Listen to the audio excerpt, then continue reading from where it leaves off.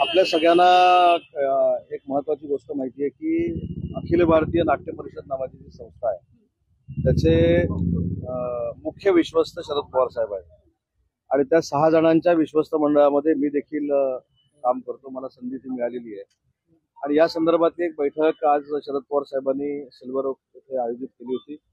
त्याच्यामध्ये अखिल भारतीय नाट्य परिषदेचे कार्यवाह देखील उपस्थित होते, कोषाध्यक्ष देखील उपस्थित होते आणि विश्वस्त म्हणून मी देखील उपस्थित होतो. जिल्ह्यातल्या अखिल भारतीय नाट्य परिषदेच्या ज्या शाखा आहेत त्या संदर्भामध्ये काही धोरणात्मक निर्णय नाट्य परिषदेच्या उन्नतीसाठी घेण्याचं माननीय शरद पवार साहेबांच्या मनामध्ये आहे आणि त्याच्या संदर्भामध्ये 11 सप्टेंबरला शरद पवार साहेबांनी यशवंत नाट्य मंदिर येथे विश्वस्तांची एक बैठक आयोजित केलेली आहे आणि त्याच्यानंतर विश्वस्त आणि नियामक मंडळाची अशी एक बैठक शरद पवार साहेबांच्या अध्यक्षतेखाली होईल आणि या संपूर्ण प्रक्रियेमधला मी एक भाग असल्यामुळं मला शरद पवार साहेबांनी आजच्या बैठकीला बोलवलं होतं.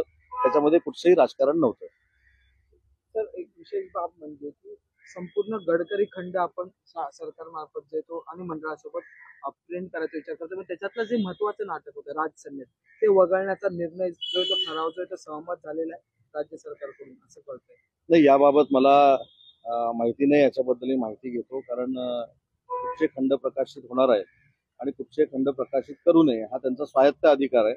परंतु याबाबतली माहिती मी नक्की घेईन आणि माहिती घेतल्यानंतर त्याच्यावर बोलणं होतं. स्वराज्य संस्थेच्या निवडणुकी आहेत त्यांच्या ज्या पद्धतीने संजय राऊत आता त्यांच्यावरती आरोप करतात की संजय राऊतांचं म्हणणं आहे की ज्या प्रकारे पॅनल केलेलं आहे ते भाजप आणि शिवसेना शिंदे यांच्या सोयीनुसार केलेलं आहे. कसलं पॅनल? प्रभाग रचना एक लक्षात ठेवा, म्हणजे स्थानिक स्वराज्य संस्था ते हरलेत अशा पद्धतीचं त्यांनी आज मान्य केलेलं आहे. ज्यावेळी आपला पराभव समोर दिसत असतो त्यावेळी कुठचं तरी कारण शोधायचं असतं आणि ते कारण त्यांनी आता प्रभाग रचनेमध्ये बघितलेलं आहे. ईव्हीएम मधलं जे कारण होतं ते बेस्टच्या पतपेढीमध्ये निष्ठानाभूत झालं, कारण बॅलेटवर मतदान घेऊन सुद्धा बीएसटी मधले 12,000 जे मराठी लोक आहेत त्यांनी सबशेल युबीटीला नाकारलं. 2,000 मतं देखील त्यांना पडली नाहीत.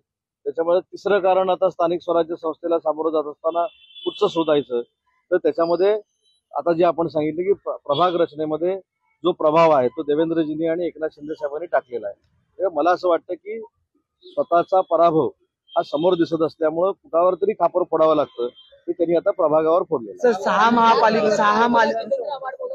त्यांनी असं म्हटलं की ठाण्यामध्ये मी असं बघितलेलं आहे चित्र की जे अधिकारी आहेत ते नेत्यांच्या घरी बसून ठरवतात प्रभाग रचना कशी असते. त्याचं उत्तर दिलं ना. ज्यावेळी एखादा पराभव समोर दिसत असतो त्यावेळी त्या पराभवाचं खापर कोणावर तरी फोडायचं असतं, त्या पराभवाला कोणतरी जबाबदार पकडायचं असतं आणि म्हणून हे सगळं चालू आहे. काल रात्री मुख्यमंत्र्यांच्या उपस्थितीत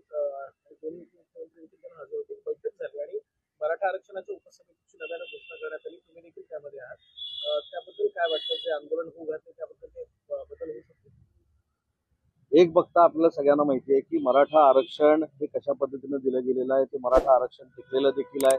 मनोज जरांगेंच्या मागण्या ज्या आहेत त्या देखील सरकारच्या समोर आहेत. परंतु एक भूमिका स्पष्ट असली पाहिजे की शेवटी ओबीसी हा घटक देखील महाराष्ट्रातला प्रमुख घटक आहे आणि त्याच्यावर देखील कुठे अन्याय होणार नाही ही देखील भूमिका शासन म्हणून आमच्या सगळ्यांचीच आहे. त्याच्यामुळं जरांगेंच्या मागण्या असतील किंवा मराठा समाजाच्या उन्नतीच्या मागण्या असतील त्या चांगल्या पद्धतीनं सरकारला कशा पुढे नेता येतील यासाठी समितीमध्ये आम्ही काम करतो. 6 महापालिकेच्या प्रभाग रचना जरांगे असं म्हणतात समिती जरी बदलली असली सरकारने निर्णय जरी घेतला असला तरी आंदोलन आणि मोर्चा मुंबईत होणार. आंदोलन करणं न करणं हा प्रत्येकाचा वैयक्तिक प्रश्न आहे, त्याच्यावर मला बोलण्याचा अधिकार नाही. परंतु त्या समितीमध्ये मला काम करण्याची संधी मुख्यमंत्री आणि शिंदे साहेबांनी दिलेली आहे.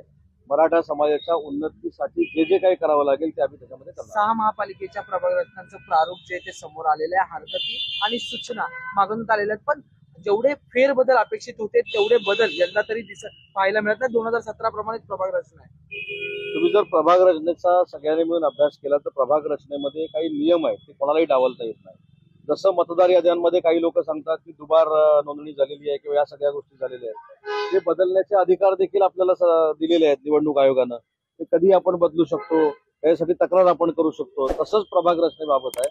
परंतु ज्यावेळी निवडणुका आपल्या हातातनं गेल्यात अशा पद्धतीची जाणीव होते त्यावेळी मला असं वाटतं की कुठच्याही गोष्टीचं खापर हे कुठेतरी फोडायचं असतं, म्हणून प्रभाग रचनेवर आता काही लोक खापर फोडतात. अमित ठाकरे यांनी आशिष शेलार यांची नुकतीच भेट घेतलेली आहे. शाळा महाविद्यालय यांच्यातल्या ज्या परीक्षा आहेत त्या रद्द करून 11 दिवस विद्यार्थ्यांना हा संपूर्ण सण जो आहे तो आनंदाने साजरा करावा असं ठीक आहे ना, चांगल्या बाबीसाठी अमित ठाकरेंनी जर आशिष शेलार साहेबांची भेट घेतली असेल त्याचा योग्य तो निर्णय होईल. परंतु अमितजींचा आदर्श अन्य लोकांनी देखील घेणं गरजेचं आहे. महानगरपालिकेमध्ये काही शंका जर असेल तर काही लोकांनी एकनाथ शिंदे साहेबांची देखील भेट घेणं आवश्यक आहे. राऊतांनी थेट पंतप्रधान नरेंद्र मोदी यांना पत्र लिहिले आणि त्याच्यात भारत पाकिस्तान जो आशिया कपचा सामना आहे त्याच्या संदर्भातल्या सूचना ज्या आहेत त्या केलेल्या या पत्राकडे तुम्ही कसं ठीक आहे, जे पत्र पाठवलंय त्याचा योग्य तो निर्णय पीएमओ ऑफिस घेईल. शरद पवारांकडे आपण गेलेले, त्यांनी एक विधान केलेलं की येणाऱ्या मतदानाचे काही पुरावे मी समोर आणणार आहेत. याबाबत तुमची काय? नाही, एक लक्षात घ्या, शरद पवार साहेबांकडे जी बैठक होती राजकीय होती, मी त्याचा खुलासा स्पष्ट पद्धतीने केलेला आहे. अखिल भारतीय नाट्य परिषदेवर मुख्य विश्वस्त हे शरद पवार साहेब आहेत आणि पुढच्या 5 जणांमध्ये एक विश्वस्त मी आहे. त्याच्यामुळे काही फेररचना अखिल भारतीय नाट्य परिषदेची करायची होती. त्याबाबत जी 11 सप्टेंबरला बैठक आहे त्याच्या पूर्व नियोजनासाठी आणि पूर्व बांधणीसाठी आजची बैठक होती.